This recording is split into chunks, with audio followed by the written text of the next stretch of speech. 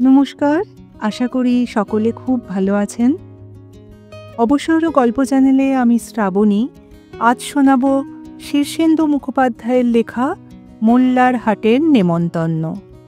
গল্পটি ভালো লাগলে লাইক করবেন, শেয়ার করবেন বন্ধুদের সাথে, আর চ্যানেলটিকে সাবস্ক্রাইব করে পাশের বেল আইকনটি অন করে রেখে পরবর্তী সব গল্পের সঙ্গী হবার অনুরোধ রইল। শুরু করছি আজকের গল্প মোল্লার হাটের নেমন্তন্ন। ট্রেন থেকে নেমে মাইল ২ হেঁটেছেন আশুবাবু। আশ্বিনের শেষ, রোদ তেমন তেজালো নয়, আর মাথায় ছাতা ছিল বলে গরমে তেমন হাঁপসে পড়েননি ঠিকই, কিন্তু বিষ্টুপুরের বটতলা অবধি এসে মনে হলো, না, একটু না জিরোলেই নয়। আরও মাইল ২ পথ বাকি আছে বলে আন্দাজ। সেই বাকি রাস্তাটায় তেমন জনবসতি নেই বলেই যেন হরেকেষ্ট বলেছিল। এই হলো বিষ্টুপুরের বিখ্যাত বটতলা। বেশ জমাটি জায়গা, দোকানপাট আছে, লোকজনের যাতায়াত আছে। আশুবাবু টিউবওয়েল থেকে জল খেয়ে বটতলার বাঁধানো জায়গায় গিয়ে হাঁপ ছাড়লেন। দিব্যি বাতাস লাগছে ফুরফুর করে, শরীর জুড়িয়ে যাচ্ছে। লোকজন বিষয়কর্মে ব্যস্ত। দুটো লজ্ঝরে বাস ধুলো উড়িয়ে কোথায় যেন চলে গেল। এ হলো চৌপথি। এখান থেকে কোনো একটা রাস্তা মোল্লারহাট হয়ে মুন্সীগঞ্জ পর্যন্ত গেছে। আগে নাকি বাস চলত, তবে গত বর্ষায় রাস্তা ভেঙে পোল ভেসে গিয়ে গাড়ি ঘোড়া বন্ধ। এখন শ্রীচরণ ভরসা।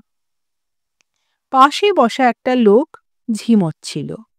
আশুবাবু তাকেই বেশ মোলায়েম গলায় জিজ্ঞেস করলেন, "অ মশাই, বলি শুনছেন? বলে ফেলুন, এখান থেকে মোল্লারহাট কোন রাস্তাটা গেছে বলুন তো?" লোকটা চোখ চেয়ে আশুবাবুকে বড় বড় চোখে একবার ভালো করে দেখল, তারপর বলল, "কেন, মোল্লারহাটে কি দরকার?" "আমি সেখানে যাব যে।" লোকটা নির্বিকারভাবে বলে, "মোল্লারহাট কেউ যায় না মশাই।" "সে কি? সেখানে যে আমার এক আত্মীয়ের বাড়ি।" "অ, তা আত্মীয়টি কে?" "আমার এক দূর সম্পর্কের ভাগ্নে। জানেন তো, জম জামাই ভাগনা, ৩ নয় আপনা।" আশুবাবু লোকটার উপর ভারী চটে গিয়ে বললেন, "বলতে না চাইলে বলবেন না, তা বলে ভাগ্নের নিন্দে করছেন কেন?" লোকটা একটা প্রকাণ্ড হাই তুলে বলে, "মোল্লারহাটে কারো ভাগ্নে থাকে বলে কখনো শুনিনি মশাই।" "কেন? মোল্লারহাটে ভাগ্নে থাকলে দোষটা কি? গুণের কথাও নয় কি না?" "তার মানে?" "যার ভাগ্নে মোল্লারহাট থাকে তার ভবিষ্যৎ অন্ধকার।" "কেন মশাই? সত্যি কথা শুনতে চান?" "কেন চাইব না? শুনলে সহ্য করতে পারবেন তো?" আশুবাবু ধুতির খুঁটে কপালের ঘাম মুছে দুর্বল গলায় বললেন, "এমন কি কথা মশাই, আমার যে একটু ভয় ভয় করছে।" "না শুনেই ভয় করছে? আসল কথা শুনলে তো দাঁত কপাটে লেগে মূর্ছা যাবেন। এখন ভালো করে ভেবে বলুন আসল কথা শুনতে চান কি না, নইলে ধুলো পায়েই বিদেয় নিয়ে যেখান থেকে এসেছেন সেখানেই ফিরে যান।" আশুবাবু খুব দমে গেলেন। তিনি অতিশয় ভীতু মানুষ। খানিকক্ষণ গুম হয়ে থেকে বললেন, "অনেক দূর থেকে এসেছি, ধকল বড় কম হয়নি। এসপার ওসপার যাই হোক, বলে ফেলুন।" "শুনবেন তাহলে?" "শুনব।" "না, আপনাকে দেখলে নিতান্তই গোবেচারা মনে হয় বটে, কিন্তু আপনার বুকের পাটাচ।" আশুবাবু একথায় ভারী খুশি হয়ে একটু হাসলেন। বললেন, "এই তো গত চৈত মাসে হরিহরপুরের গাজনের মেলায় আমি একজন মুরগিচোরকে হাতে নাতে ধরে ফেলেছিলাম।" লোকটা অবাক চোখে তার দিকে চেয়ে বলল, ও বাবা, মুরগি চোর ধরা তো চারটিখানি কথা নয় মশাই। যে মুরগি চোর ধরতে পারে সে তো বাঘ সিংহীও মারতে পারে। তা একাই ধরলেন নাকি? আশুবাবু লজ্জা পেয়ে বললেন, একরকম একাই বলতে পারেন, তবে আরো 5 জন একটু হাত লাগিয়েছিল আর কি। তাতে আপনার গৌরব কিছুমাত্র কমেনি। শাস্ত্রেই তো বলেছে, 10 মিলি করি কাজ, হারি জিতি নাহি লাজ। তা আপনিই প্রথম ঝাঁপিয়ে পড়েছিলেন বুঝি মুরগি চোরটার উপর?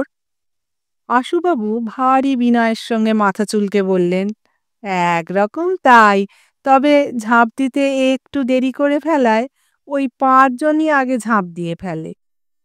তাতে কি, ওতেও প্রমাণ হয় যে আপনি একজন নির্ভীক মানুষ, অকুতভয়। না, আপনাকে দেখে আমার ভারী শ্রদ্ধা হচ্ছে। দেশে আজকাল ডাকাবুকো লোকের বড়ই অভাব। আশুবাবু বললেন, তা ইয়ে, মোল্লার হাটের কথা কি যেন বলছিলেন? এদিকে আবার বেলাও হয়ে যাচ্ছে কি না? বলবো মশাই, বলবো। দুদণ্ড একটু বসুন। আপনার মতো প্রাতঃস্মরণীয় মানুষের সঙ্গ যতটা পারি করে নিই, এমন সুযোগ আর কি পাওয়া যাবে? এ কথা বলার পর লোকটার আবার একটু ঢুলুনির মতো এলো। তারপর হাই তুলে বলল, হ্যাঁ, কি যেন বলছিলেন? আগে মোল্লার হাটের রাস্তাটা। তাহলে মোল্লার হাট আপনি যাবেনই, নাকি আরো একটু ভেবে দেখবেন? আশুবাবু দোনমনো করে বললেন, সেটা কি খুবই বিপদের জায়গা মশাই? লোকটা ফস করে একটা দীর্ঘশ্বাস ছেড়ে বলল, বিপদ বললে তো কিছুই বলা হলো না, সে হলো প্রাণঘাতী জায়গা। 5 জনকে জিজ্ঞেস করে দেখুন সেখানে গিয়ে কেউ প্রাণ নিয়ে ফিরে এসেছে কিনা। ও বাবা, তাহলে লোকে সেখানে বসবাস করে কি করে? কে বলল বসবাস করে? খোঁজ নিলেই দেখতে পাবেন সেখানে যারা বসবাস করে তারা কেউ মানুষ নয়। হ্যাঁ, বলেন কি? তাদের এই বড় বড় নখ, এই বড় বড় দাঁত, ভাঁটার মতো চোখ, তারা মানুষের রক্ত শুষে খায়। আশুবাবু কাহিল গলায় বললেন, এরকম কথা তো কই হরেকেষ্ট আমাকে বলেনি। হরেকেষ্টকে? আমার ভাগ্নে। মোল্লার হাটের একটা গাছ কেউ বিশ্বাস করবেন না মশাই।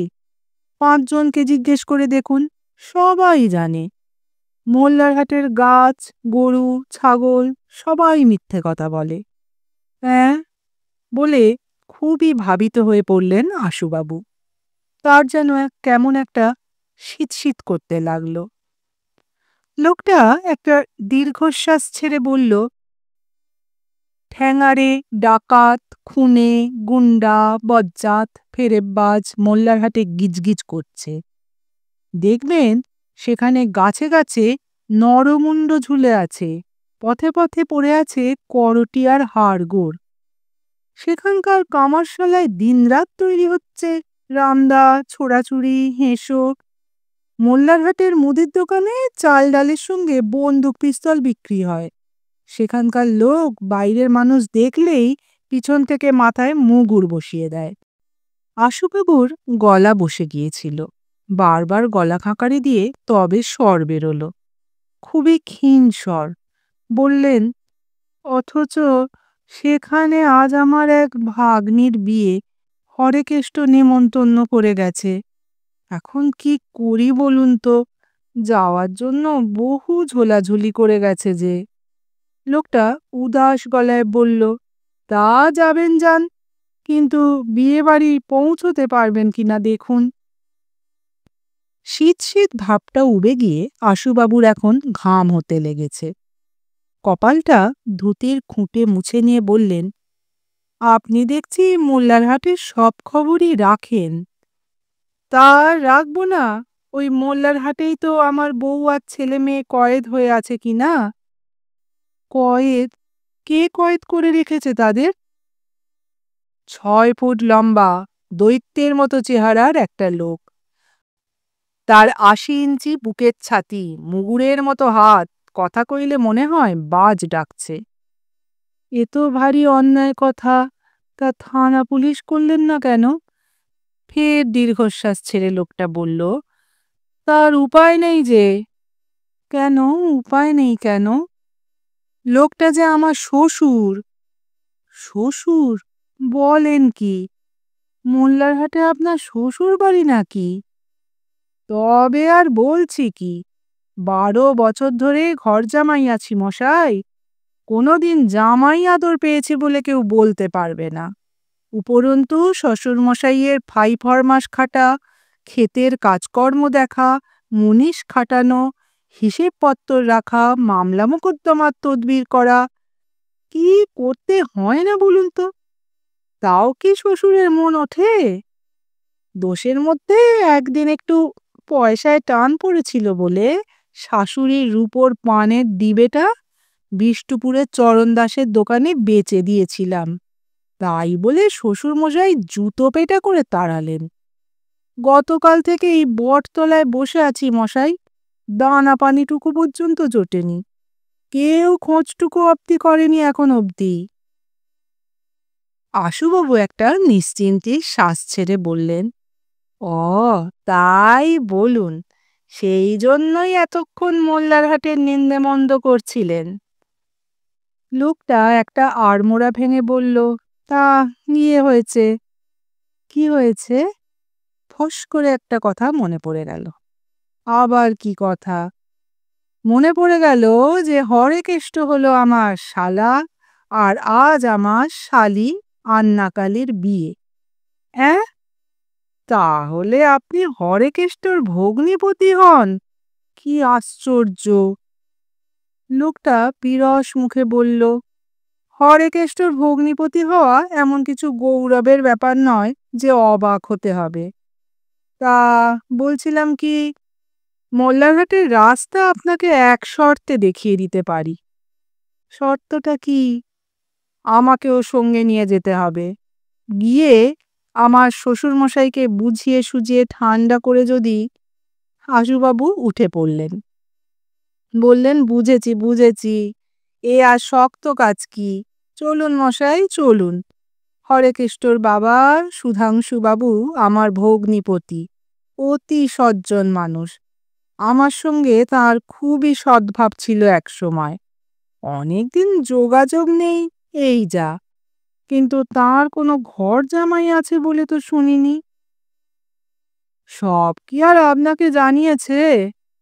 তা আপনি ঘর জামাই হয়ে আছেন কেন? নিজে কিছু করেন না?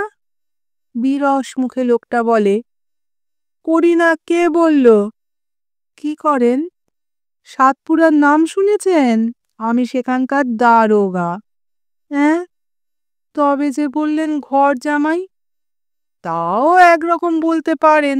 ঘন ঘন যাতায়াত তো করতে হয়। শ্বশুর বাড়িতে বেশি যাতায়াত করা মানে একরকম ঘর জামাইয়ের মতোই ব্যাপার। আর পানের বাটা চুরি, সেটা কে করল? লোকটা ফের একটা হাই তুলে হাঁটতে হাঁটতে বলল, সেই সকাল থেকে বিষ্টুপুরের বটতলায় আপনার জন্যে বসে আছি মশাই।